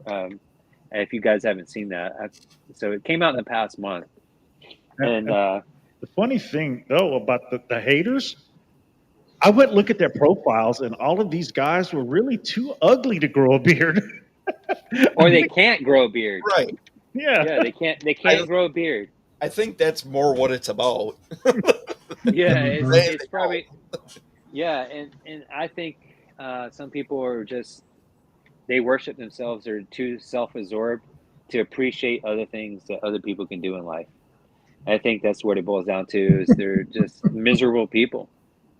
And so and I saw someone say they disagree, and they named a brand of IPA. If that's what people meant, I like Basement IPA. I forget the name of the company. Basement IPA is really good. There's a couple local companies around here that I like as well. So if that's what you meant, it's just brand names. Scofflaw Basement IPA. That's a good one. So if that's what you meant, yeah, I understand what you're talking about. And now you got me talking. I guess there is some variance, but I was just generalizing because after a while I was like, man, all these IPAs do sound kind of taste the same. Yeah. And the reason why I think I like the IPA from Scofflaw is it's unfiltered. And there's something about that unfiltered beer that's just. I don't think I've ever had one that's been unfiltered. Yeah, you'll see little floaties in it. Yeah. But it's good. It's worth it. But if you have gastro issues afterwards, just stay away from the family for a little while. Last time I saw little floaties in my beard, I woke up 2 days later. Oh. Oh boy. Not go further with that. I'll stick to my Coors Light or my Yingling. Yingling's pretty good. Oh yeah, I love Yingling. Didn't know what I was missing until it finally started making its way down south. Yeah, it's not watered down. I tried a Bud Light, and man, it just made me burp. Burp. It's like drinking water. I'm like, no. If I told my friends who that I drink around. Look, I was a teetotaler, church guy, teetotaler for a little while. Then I started drinking microbrews and smoking cigars with the pastor out of his treehouse. I was like, okay, cool. Yeah. I mean, it's like you move to the north, man. The culture is different than here in the south, where everything's teetotaling. I mean, it's up there too. I mean, you're always going to have people, the body of Christ, or teetotalers. Nothing wrong with it, but you start to step out into other things, and I told my circle of friends, I was like, if I start drinking Bud Light, send me to AA or something, because oh man, I drank a Bud Light one day, and the next thing I know, I'm wearing a dress. What the heck happened, man? No, but yeah, it's just like once it get watered down, either you can't tolerate the heavier beers, and we're coming from where I'm coming from, and seeing my family members, in and out of jail because of drinking and driving. It's like, you're an alcoholic. You need to just stop. you're drinking watered down beer just because you can't afford anything else.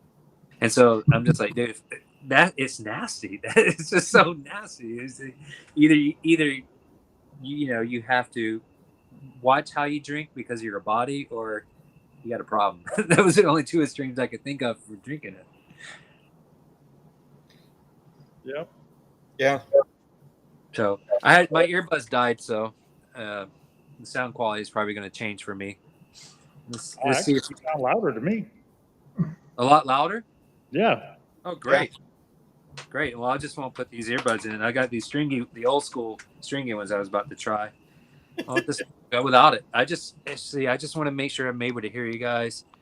Yeah, it's just you guys are a little quiet because I just got this little iPhone speaker. Okay. I only get sick when I drink too much. Yeah. I don't have a drinking problem. I drink, I get drunk, and I fall down. See, no problem. What's the difference between an alcoholic and a drunk? Alcoholics go to meetings. Alcoholics go to meetings. Hey, I could say that because I was a full functioning drunk back in my 20s. And, my grandmother used to tell me this, God rest her soul. She used to tell me this when I was growing up all the time. God takes care of fools, drunks, and little children. And I fell into all three categories a lot of times, and sometimes all three of those categories at the same time. This guy's talking about Long Island screwdrivers. Long Island screwdrivers. That's interesting. Oh wow, dude. Yeah, stay away from Amber. Stay away from alcohol. That sounds terrible. Yep. Yeah, Long Island screwdrivers. I tried Long Island's, and when I was in Seward going to the vocational school in there, they were half off. And so they were like these tall boys. Okay, they were like taller than this. Yeah. 2 or 3. Let's just say I didn't leave my dorm room the next day. I hated life the next day. It creeps up on you. That's why. Oh yeah. Yeah. And you're there, and there was a local band from Alaska who did a lot of ska covers, and I love ska and reggae. Okay, so they were playing the ska, and at the end of the night, when everyone's had all their drinks and it's getting closer to the night, they started playing their other music too, like play that funky music, white boy, all these kind of funky dance songs, and it blends right into it from the ska to that. So naturally, I was all hyped up, and I hated the next day. Yep. Drugs are bad, okay? You do drugs, you're bad, okay? Yeah. Alcohol is a drug. Oh, is that from somebody from King of the Hill, or is that South Park? South Park. Yeah. Okay. I can't remember the character's name, but I improvised the last line, but first line, I've known it for years because I just thought it was hilarious. Yeah. The King, I think it's King of the Hill. The propane guy. No, it's Family Guy. The dad. I've got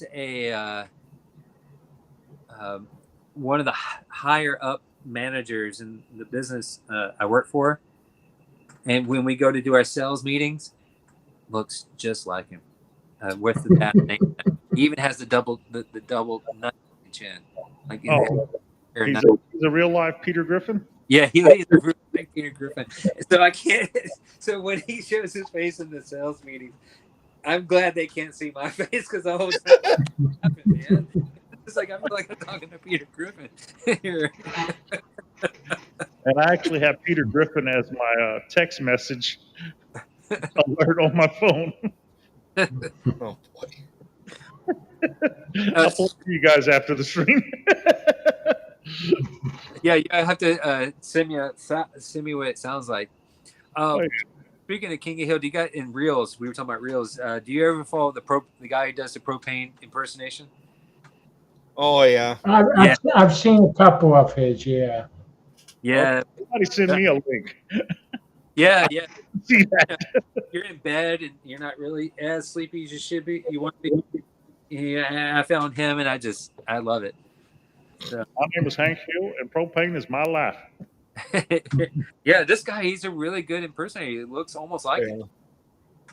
So, Bobby, what were you thinking, boy? I sell propane. I sell lawn care. Go door. Dude. I'm Chris Head, and lawn care is my life. And that's something I might try. It's got to be. I love to disarm people. One of the things you got to do when you're doing door-to-door sales is nobody wants you there, right? You come to my door. I'm not mean, but I don't really want you either. Because I'm not looking for anything. So I look, instead of always be closing, I'm looking to always disarm. So it'd be kind of cool to incorporate that as an introduction. I don't do it though. You can show up on a bicycle wearing a white short sleeve button down with a black tie and black pants. You're cool with me. You come knock on the door, I got no problems with that. Yeah. So I'm the type I would want to try to figure out a way to change their mind, but I don't know enough about their religion to do that. So, but yeah, I definitely don't want those people coming to my door either. I don't want to have to sit there and say, nod my nod, grin and grin. Yeah, go away. So, that's nice.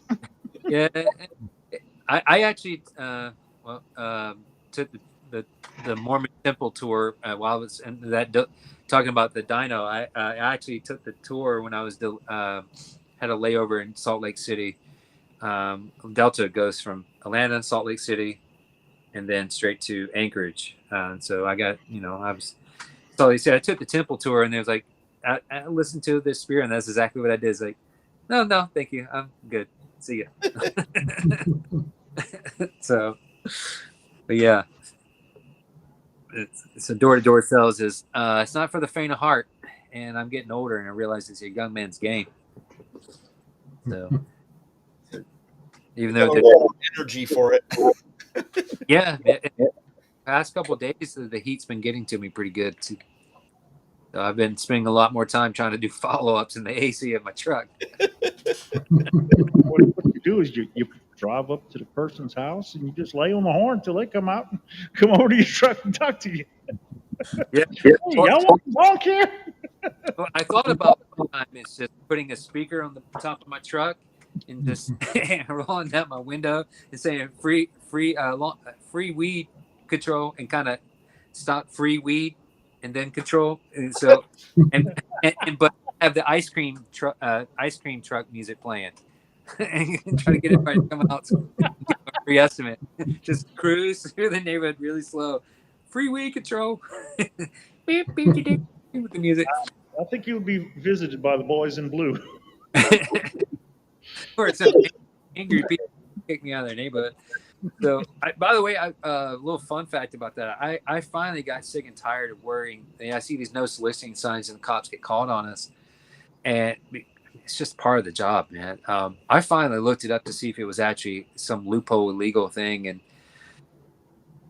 according to the First Amendment, everyone who solicits has a First Amendment right to be in your neighborhood. You have to put it on your door and on your property. No soliciting, stay away kind of stuff. For us not. If I see a no soliciting sign, I turn around and walk away. I don't even go. I don't even knock. And if I do, and like most people have the cameras, if I ring that bell and then I see it, I'm like, oh, sorry. Let's say to the camera, hey, I didn't see that. I'm out. But is a First Amendment right for religious people, political people, soliciting and door-to-door salesmen to walk into any neighborhood and solicit. And see, the panhandlers down here, they're not even remotely impacted by no solicitation signs posted, especially outside of gas stations and stuff like that. Did you guys hear that? What was that? What was that?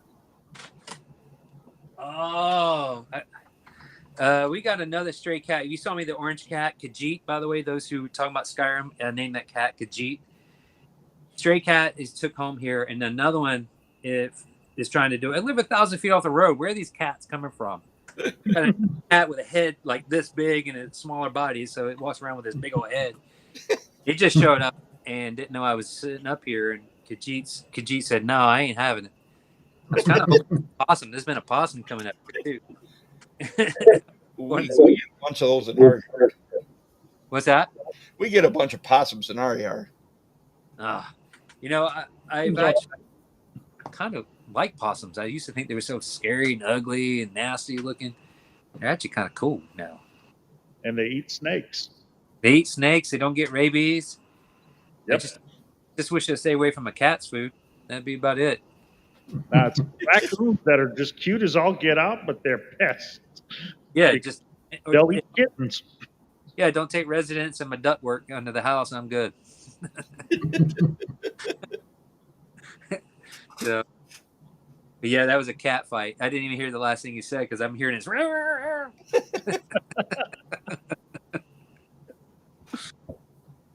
So, well, I think we're going to wind down the stream, guys. We're over 2 hours here. oh wow, Good stream. wow. How long do you guys normally go? Normally an hour and a half to Okay. 2. Really? I was just listening to your stream with Bearded Death while I was working windshield time. I do a lot of windshield time, so I listen to podcasts and stream videos and just listen to them and pay attention to how long the video was. Yeah, it was right about this time. Yeah, I appreciate. I think his phone or something was dying on him. Yeah, we just ended the stream. But yeah. And see, that's wild. Thanks for coming on. We appreciate it. Man, I thank you. Yeah. One of you guys, my products. Was that Jason or you guys? You? Yeah. Yeah. What'd you think? I love it. It's got great woodsy, clean scent. So good. Well, good deal, man. Well, thank you for having me on as well. And for those guys out there that want a smell that lasts forever, I can personally attest, Journeyman will last you at least 12 hours. Wow. I put it on it was yesterday, in fact. Yesterday afternoon, got back from the gym, or day before yesterday. Took a shower, put it in beard. That was in the afternoon. I don't think I put anything on to go to bed that night. Woke up the next morning, it's like, ooh, still smelling good. And that was well over 12 hours. So nice. You have found the sweet spot for your fragrance. All right, guys. Here, thank you for having me on. Yeah, it was great to get to meet you. And nice to meet you guys too, man. Take care. Yeah. Good night, everybody. Good night, my boy. Yeah, come out and check us again next Thursday at 9 p.m. Eastern. We'll be talking to another great company next week. Thanks, everyone. Bye. Find the button.